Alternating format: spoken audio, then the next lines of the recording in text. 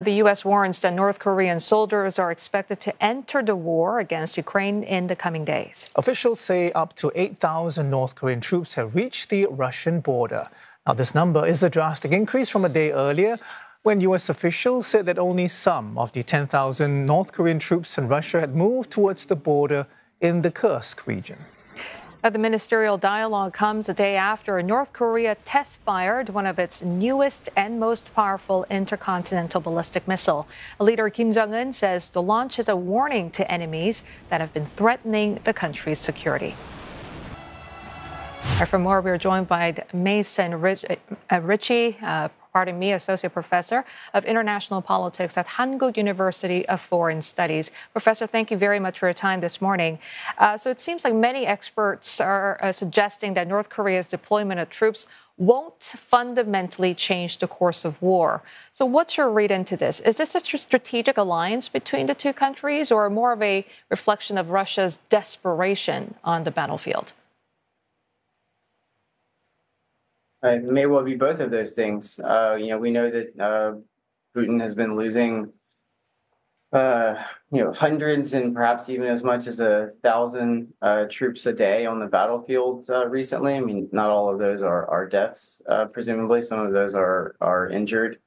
But as fighting forces, they aren't usable. So he's losing apparently huge numbers of troops on the ground, and this, would in principle take him closer to needing some type of mobilization or more general mobilization of Russians, which he's largely avoided until now because of his political sensitivity. And so the North Koreans are a stopgap. These 8,000 that are there now, presumably more or less on the border, plus another 2,000 to 5,000 that might be on the way. But there's also a growing strategic cooperation, a sort of quasi-alliance between Russia and North Korea. So there might be more troops that could come later, of course. And obviously North Korea is receiving quite a bit in return, whether that be financial assistance, energy, food, and probably military technology assistance as well. So I think it's in some sense both of those things. Prof. Richey, if North Korean troops are used in Kursk, which seems increasingly likely, this will be the first time soldiers from a third country have boots on the ground in the Ukraine war. Now, there's worry that this could lead to some sort of a dangerous escalation. I mean, in my head, I'm thinking, the likes of Belarus, Iran, Syria on one side, and perhaps the other side might be the UK and Germany, along with the US and South Korea, who have voiced some concern about this particular move. You see that as a possibility? It's entirely possible that at some point Iranians or Syrians or Belarusians could be on the battlefield in Ukraine. That's clearly possible. I'm not exactly sure I understood your question with respect to Germany and the UK or other member states. Obviously, they're concerned, about what this might mean for an escalation. But if I understood your question correctly, the implication was whether or not Germany, the UK, or other NATO states would send troops into Ukraine. And right now, there's almost no sense that that's a possibility. Emmanuel Macron has at one point floated that as a possibility, but I think that was one of his statements, lead trial balloons, that frankly didn't go over very well.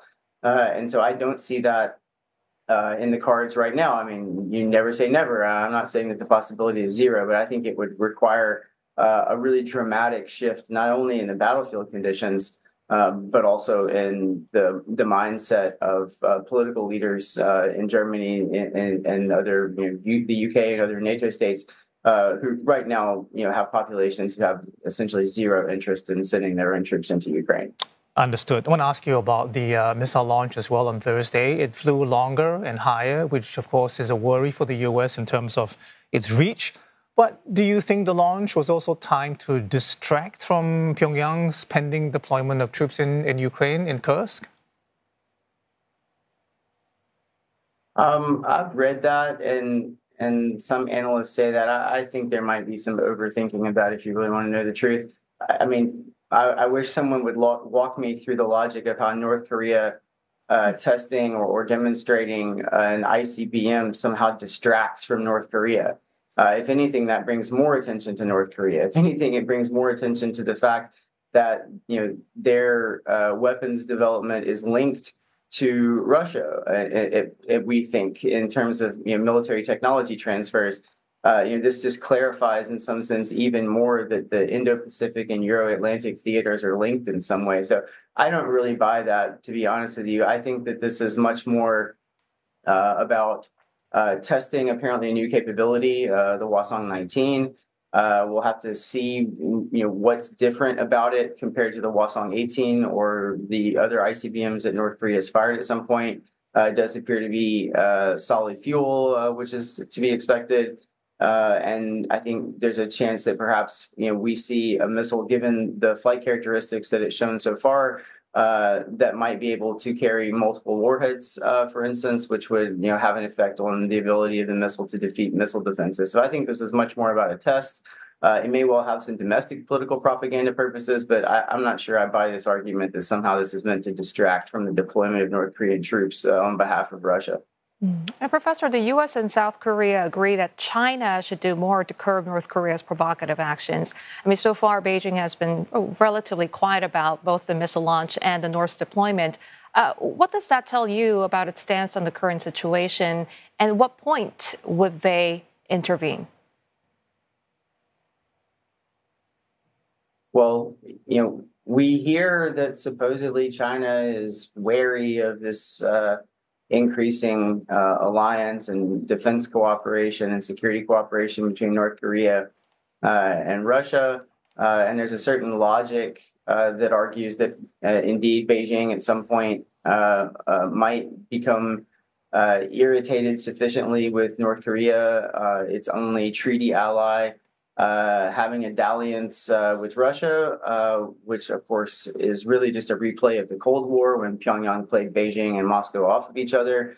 One could argue that this is the case and that might open up some possibility for the U.S., South Korea, Japan, European allies to drive a wedge between China and North Korea and China and Russia. But I don't think we're anywhere near that point yet. China's not going to give up North Korea as a treaty ally, and we haven't seen any recent behavior from China that would indicate that their external actions reflect that growing discontent with Pyongyang's relationship with Moscow. So right now, I don't think that we're going to see any strategic shifts, and I think it would require quite a bit more cooperation and quite a bit more danger to China's interest for this to take place. And right now, I don't really see how the war in Ukraine and its perpetuation through North Korean troops being on the ground really does much to damage China's interest. So why would it take this step to cooperate somewhat with the U.S. And its partners and allies, considering the rivalry and geopolitical competition that's going on today between those blocs? Understood, Professor Richey. We thank you. We are out of time, unfortunately.